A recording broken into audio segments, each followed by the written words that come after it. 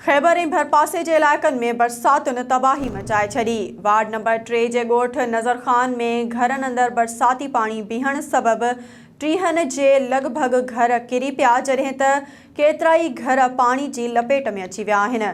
SS news जे reporter Suleman वसाउण मूजिबि ॻोठ नज़र ख़ान में बरसाती पाणी 4 खां 5 फुट बीठल आहे, जंहिं सबबि घर भाती नंढड़ा ॿारड़ा मर्द तोड़े औरतूं खुलियल आसमान हेठि बेआरो मददगार वेठल आहिनि।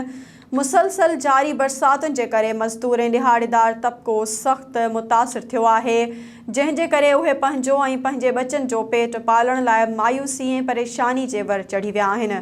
रहवासियुनि एहतजाज कंदे deputy commissioner Matiari, CM Sindh Murad Ali Shah ऐं वसवारनि खां मुतालबो कयो आहे त असांखे न मच्छरदानियूं खपनि, न वरी टेंट राशन जी ज़रूरत आहे। असांखे सिर्फ़ ॻोठ मां बरसाती पाणी कढाए ॾिनो वञे।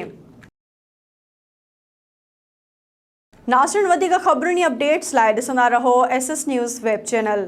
असांजे चैनल खे लाइक ऐं सब्सक्राइब करणु न विसारींदा।